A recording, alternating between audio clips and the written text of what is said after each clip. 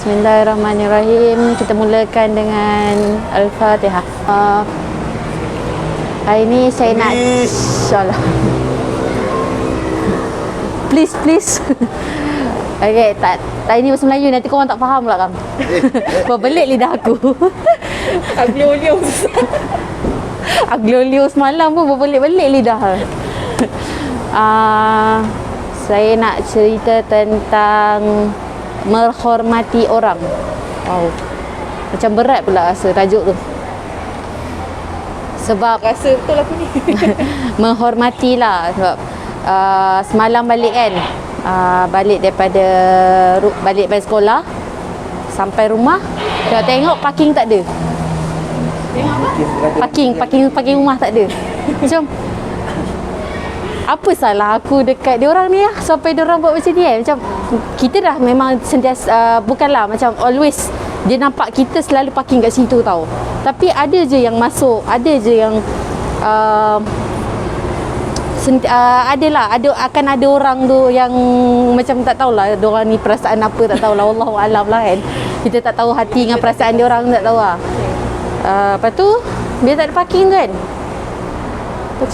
Macam mana aku nak fikir dia, tak apalah. Kita parking depan sikit lah. Alhamdulillah lah ada kat depan sikit tu kan. Okay, parking lah situ. Lepas tu tak sampai berapa minit kemudian tu, kereta yang ada tempat saya parking tu keluar. Macam dia ni dengar ke aku bebel ni kata kan. Macam kita apalah, patah balik, masuk balik parking tu. Lepas tu bila dah lama tu saya fikir kan, kita ni mungkin kita tak semestinya kita bila fikir balik lah benda tu, mungkin kita sebelum kita nak menghormati orang lain tu, kita kena tengok diri kita dulu balik kot. Back to us, diri kita lah. Back to diri kita balik. Kita fikir ada mungkin kita sendiri ni macam tak reti, tak faham apa maksud menghormati diri sendiri. Mungkin lah kita tak faham untuk menghormati diri kita sendiri. So bila kita nak hormati orang, kita kena tengok diri kita balik. Mungkin aku ni tak cukup untuk mungkin kita keluar rumah tu, kita nampak dia, tak tegur dia ke, mungkin lah boleh jadi kan. Kita nampak dia buat tak tahu, kita nampak dia tak senyum kat dia. Lepas tu mungkin lah benda-benda macam tu lah kan. Mungkin dia buat terasa and kata aku boleh parking macam tu sekati lah macam tu. Dia mungkin macam tu lah, dia experience macam tu. Tapi kat situ memang susah parking pun. Dah tu lepas tu bila tengok balik, kena ni lah, tengok pada diri kita balik lah. Kita ni susah nak hormat ke orang ke sampai orang buat macam tu kan. Astaghfirullahaladzim. Itulah, kenalah menghormati sesama. Sebelum kita hormat orang, hormat diri kita dulu. Tengok pada diri kita dulu. Kita ni macam mana. Kenal diri kita dulu lah, baru kita nak hormat ke orang. Kasihkan diri kita, cintakan diri kita sebelum cintai orang. Itu saja. Hormat diri sendiri tu macam mana? Hormat diri sendiri tu macam mana?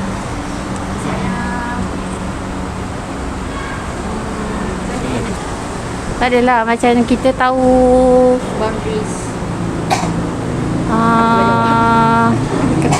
tak ada jawapan lah. Macam ni? Saya edit saya kotor balik. Okay.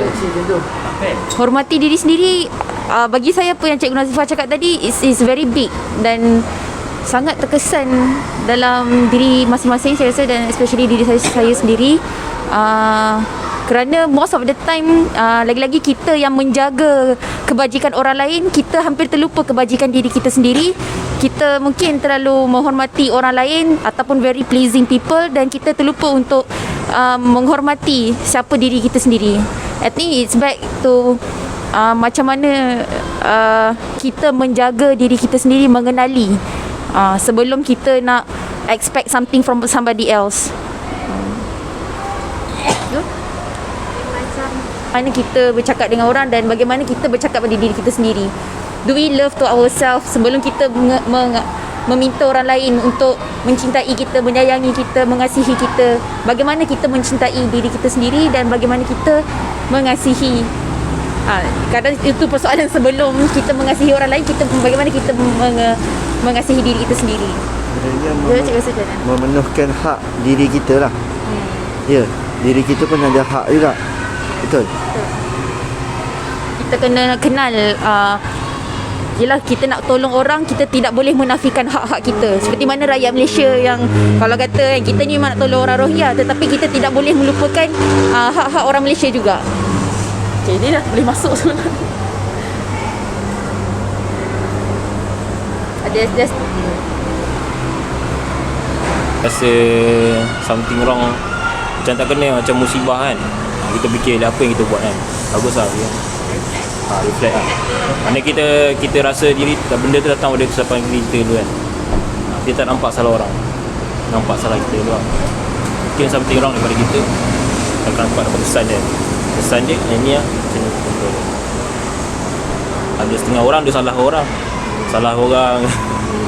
dia tak nampak salah dia kan. Padahal benda tu nak ajar dia sebenarnya. Dia tu datang untuk mengajar dia. Tu lah. Elok lah kalau fikir macam ni. Betul. So setiap musibah yang kita hadapi, even hari tu saya tengah parking dekat Gombak Prima, ada seorang makcik ni dia parking, dia double park depan kereta saya. Saya dah horn tu kan. Masa horn tu jujurnya memang kata macam, ya Allah, siapalah pemilik kereta depan ni. Saya siap ambil gambar lagi nombor plate orang tu. Lepas tu tiba nampak makcik ni dia bawa beg banyak-banyak kan, macam barang banyak. Macam alamak, kesian berniaga pula kan. Mungkin berniaga lah saya rasa. Lepas tu dia tak cakap pun apa-apa kat saya, dia tak jumpa pun, dia terus masuk kereta macam tu je. Tapi saya sempat cakap dekat dia, cik kalau boleh tinggalkan nombor telefon atau tarikkan handbrake, sebab dia macam tak nak tengok saya tau. Tarikkan handbrake ke kan. Tak apa, terima kasih. Macam tu lah.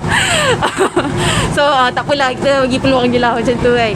Dan dalam saya sama, alhamdulillah saya tak menjerit yang tidak menghormati dia ataupun saya rasa nak pukul kereta dia ke apa kan. Tak adalah sampai macam tu. Tapi alhamdulillah saya juga, di situ juga saya rasa saya menghormati diri saya juga sendiri.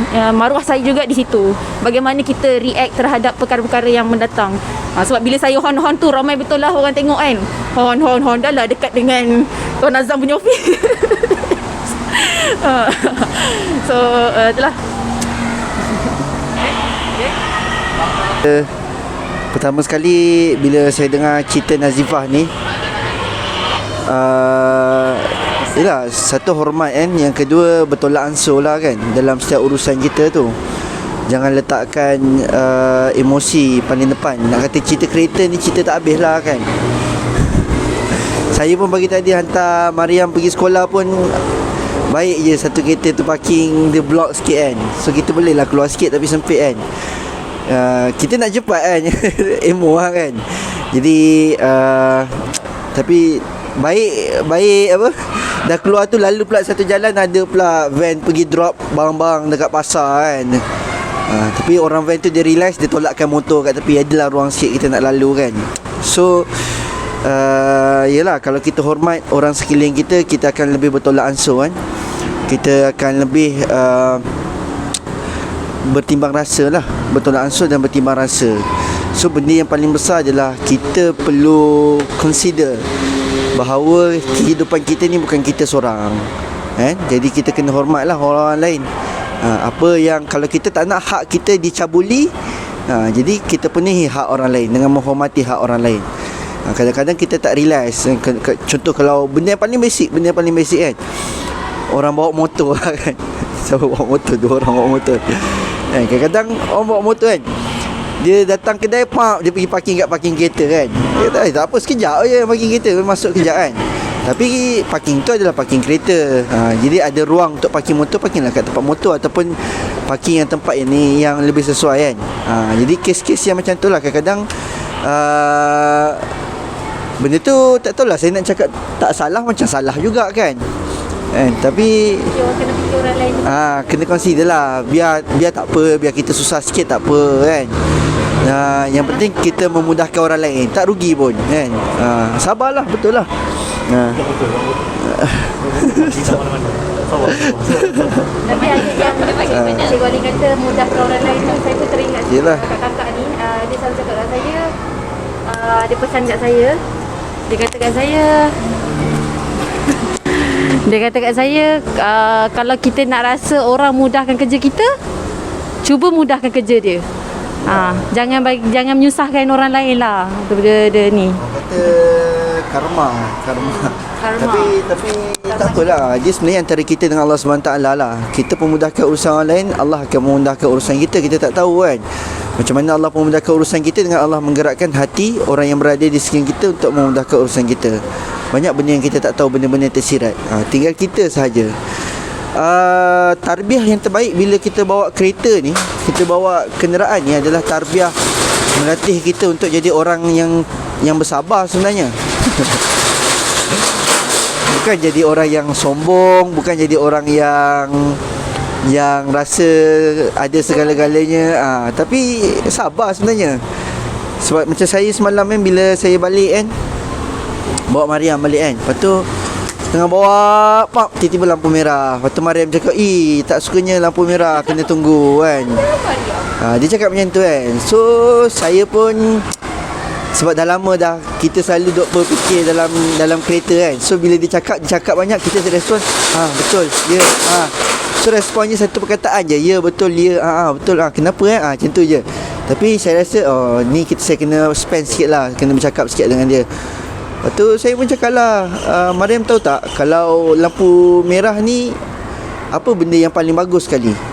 So dia kata, dia tak tahulah kan. Kita benda yang paling bagus adalah Allah nak ajar kita untuk bersabar kan. Jadi kita tunggu kan, kita boleh bersabar, kita boleh berzikir, jalan benda macam tu kan. So sebenarnya itu tarbiyah terbesar bila kita bawa kereta, bawa kenderaan. Bukan kita bawa kereta ni, orang yang hebat membawa kenderaan ni bukan orang yang bawa dengan laju, orang yang boleh mencilok dan sebagainya, tetapi orang yang membawa dengan kesabaran yang tinggi lah. Berhemah, dia boleh, orang lain salah tapi dia boleh sabar. Dia boleh, okey, tak apa. Sebab apa? Sebab dia tak nak damage yang besar berlaku, kemalangan. Sebab tu kalau kita pergi JPJ pun, first thing yang kita belajar apa? Dia kata benda yang paling besar waktu kita mandu adalah mengelakkan kemalangan. Bukannya dia kata siapa betul siapa salah, tapi mengelakkan kemalangan. Sebab bila dah jadi kemalangan tu, kes dia lagi besar. Tak kisahlah siapa salah siapa betul. Jadi yelah, atas jalan raya ni, saya cakap atas jalan raya sebab atas jalan raya ni lah banyak berlaku orang tak sabar, orang tak hormat, macam-macam, sampai kes terbunuh orang lah apa lah kan. Banyaklah sebenarnya. Bagus lah, macam kenderaan ni sebenarnya tarbiyah yang besar juga buat kita kan.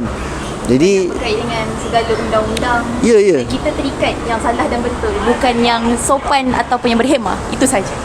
Jadi itulah, saya rasa bolehlah kita latih diri kita. Kita latih diri kita kan, untuk build up tarbiyah diri kita bila kita bawa kereta ni kan. Jadi saya ambil balik apa yang Nazifah cakap tadi. Memang betul, respect, kita hormat.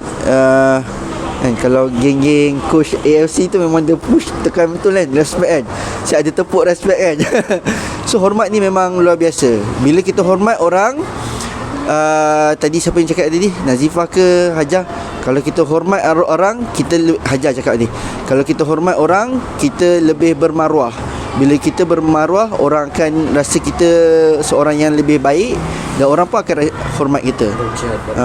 Jadi apa dia? Darjat. Jadi tak rugi. Sama juga, orang tu lagi kecil ke lagi besar, lagi tua lagi muda, kita hormat pelajar kita akan hormat kita. Kita hormat tim kita akan saling menghormati.